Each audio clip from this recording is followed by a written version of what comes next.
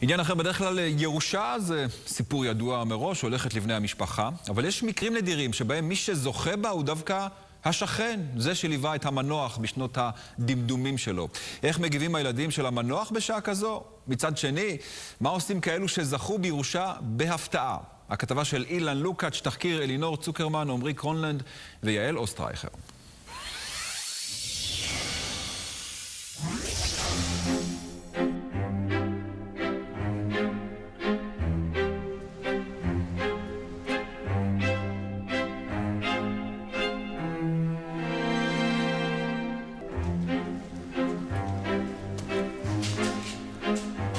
בניין יפה.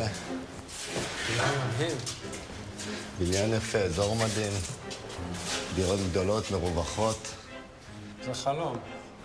חלום של כל אחד. אולי שמעתם כבר את הסיפור המופלא על הבית ברחוב מיכל בתל אביב, שלפני 1.5 שנה כל העיר דיברה עליו. איך בעל הבית חלה ונפטר, ואז התברר שהוא הוריש את כל הבניין ל4 דיירות שגרו אצלו בסחירות, והיו חברותיו היחידות.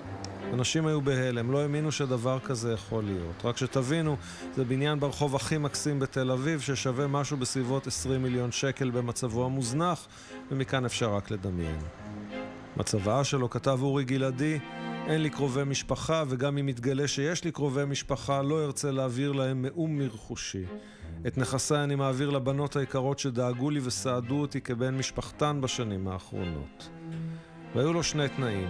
שאם לאחת הדיירות ייוולד בן, היא תקרא לו אורי על שמו, וששתי הדירות בקומה הראשונה ישמשו לטיפול מסור בחתולים שלו. 1.5 שנה אחרי, ירושת המיליונים עוד לא עברה. כמובן שנמצאו קרובים רחוקים והם מערערים לביטול הצוואה. הם טוענים שאורי חתם עליה בהוספיס כשכבר היה מטושטש מתרופות, וגם שלחו חוקר פרטי שהסתובב שם ימים ארוכים כדי להוכיח שהתנאי בצוואה, ששתי הדירות בקומת הקרקע ישמשו לטיפול בחתולים, לא התקיים. מה, ישבת פה ועקבת? האמת, חוץ מלהתחפש לחתול, עשינו פה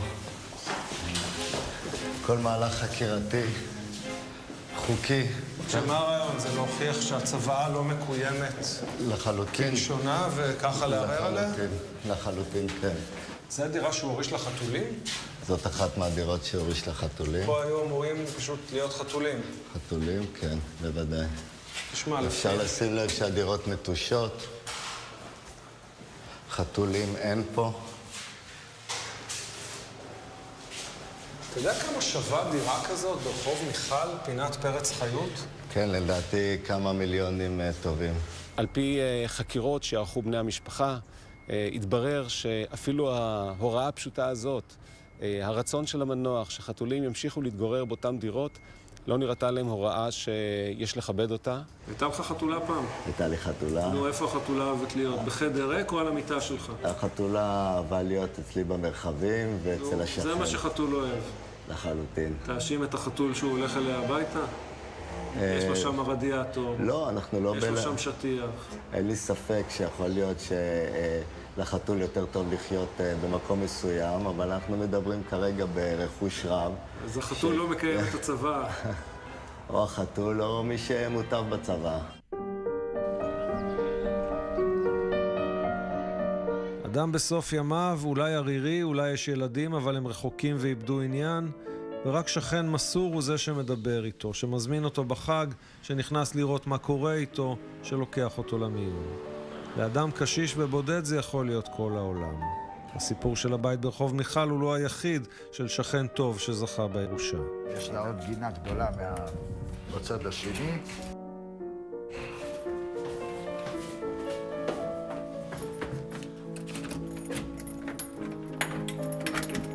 זה הסלון. ממש הכל... הכל אותו דבר איך שלקחתי אותה לאשפוז האחרון, ואחרי זה בית אבות. לפני 1.5 חודשים נפטרה שרה רוזנבאום והורישה את כל מה שהיה לה לישראל פישל, הבן של השכנה שטיפל בה וליווה אותה בשנות זקנתה.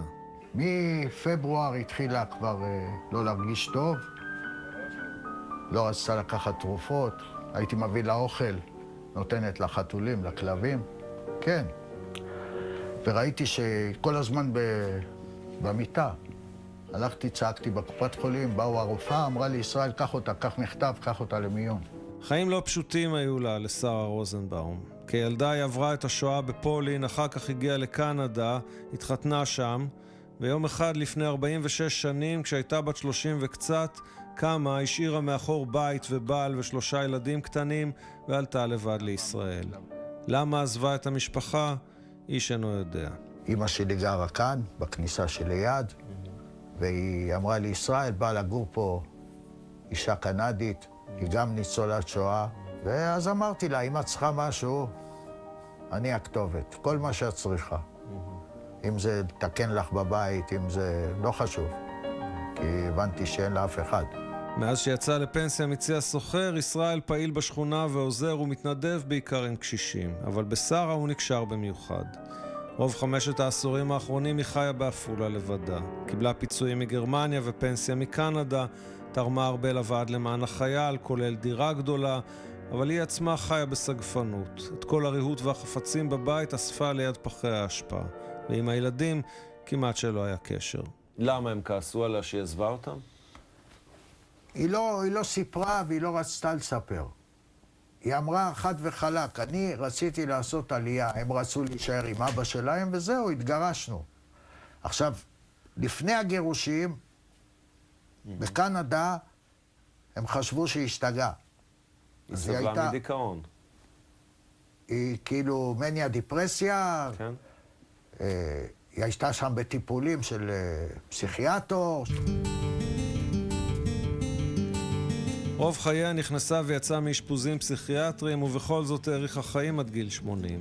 וישראל טיפל בה ודאג לה כשהייתה בתקופות טובות יותר וטובות פחות. שנה שעברה היא הייתה באשפוז של 1.5 חודשים. פה במחלקה בבית חולים העמק.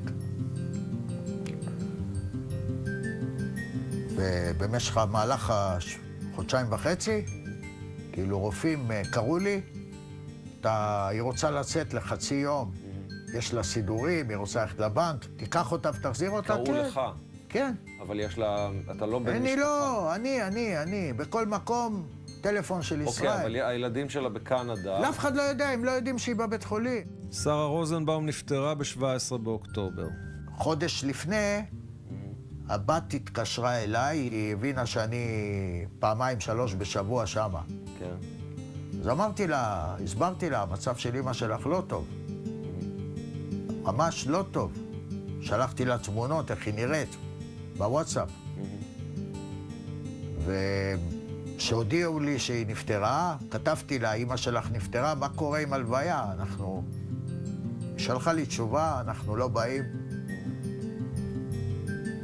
תעשו את הלוויה. יום לפני שנגמר השבעה, אני מקבל טלפון מעורך דין, אומר לי, אני רוצה שתבוא אליי למשרד. יש לשרה, השאירה לך פה צבא. מה היה כתוב שם? כתוב שהיא לא רוצה להוריש לילדים שלה כלום, לא מגיע להם שום דבר, ואני ואשתי, זה כמו הילדים שלה, ואנחנו המשפחה שלה. הורישה לכם את הכל. כן. היא רושמת הכל, כאילו, כולל הכסף שמגיע לה מהגרמנים ומהקנדה, מדובר על מה שאני רואה, ראיתי פה בניירת, על 1,200,000. ועוד הדירה. והדירה. לפני שבועיים הגישו הילדים בקנדה התנגדות לצוואה אצל הרשם לענייני ירושות.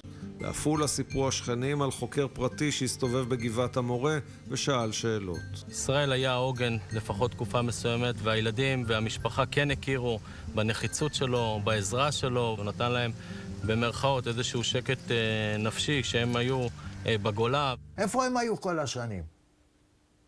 אשפוז של 3 חודשים בבית חולים? כל יום אני יורד בבוקר, אני יורד בצהריים ואני יורד בערב. לראות אותה במחלקה הסגורה. מכירים אותי כל הצוות גם, מהצוות רפואי. אז יגידו, הנה, הוא השקיע, הוא הבין שהסוף מתקרב. תראה לי אחד שישקיע ככה 17 שנה, 16 שנה אני איתה.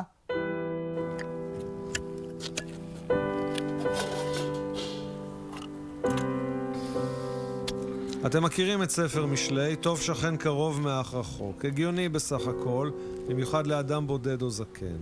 ואף פעם זה לא כל כך פשוט, אף פעם. קחו למשל את המקרה של אופיר הרוצ'ס, שהייתה לו במשך 30 שנה חנות פרחים בחיפה, ושתי קשישות עריריות, אחיות ניצולות שואה שגרו ליד, היו באות כל יום לחנות ונוצרה ידידות.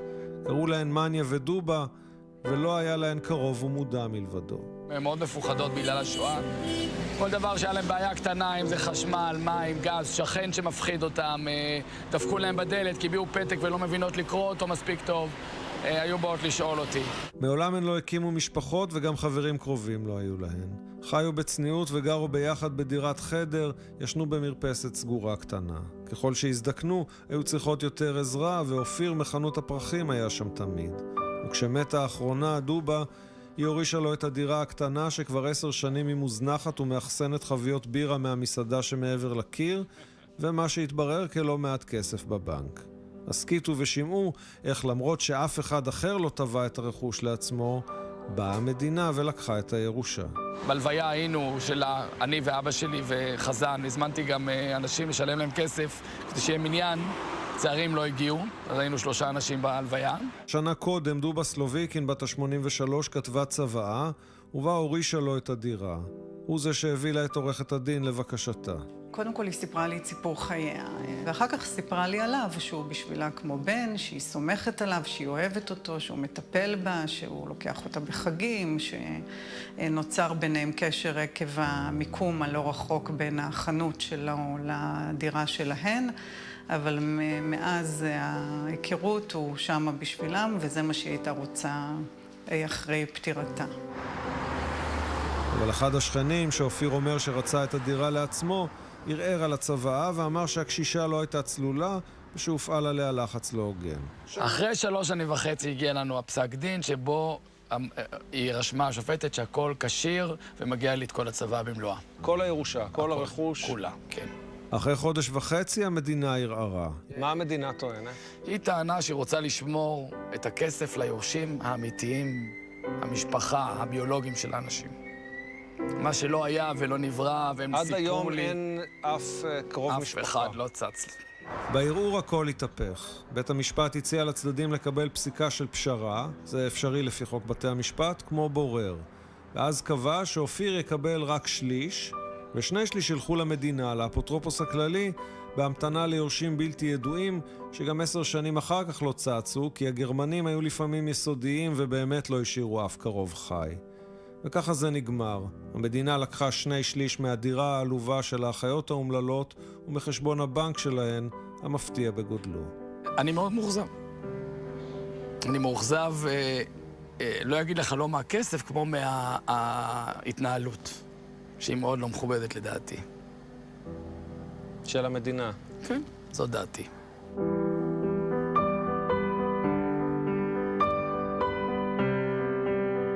3 מקרים של אנשים שהיו שם בשביל השכנים שלהם עד הסוף, כשכל השאר התרחקו, וגילו שהם המוטבים היחידים בצבא. לפעמים לאנשים טובים קוראים דברים טובים. אבל יש גם כאלה שעשו מזה מקצוע, שודדי ירושות.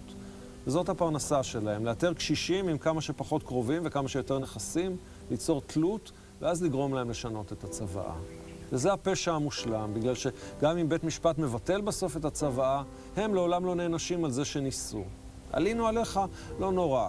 לך תנסה אולי לשדוד את האומלל הבא בתור. זה פשוט בלתי נתפס, אבל בשביל זה צריך כתבת המשך. ותהיה כזאת. זה היה פרומו מעניין. אנחנו פנינו לכל הצדדים בסיפורים שהבאנו, חלקם סרבו להתייחס, אבל עורכת הדין המייצגת את משפחת שרה רוזנבאום ביקשה למסור בתגובה שעולה חשש שמדובר בניצול לרעה של מצבה הבריאותי והנפשי של המנוחה. חשד רציני, לפי מה שהיא אומרת, שהשכן ראה במנוחה הזדמנות כספית וניצל אותה לרעה. בני משפחת המנוחה מניחים שהשכן הוא הגורם הפעיל מאחורי צואת המנוחה, והוויכוח יימשך.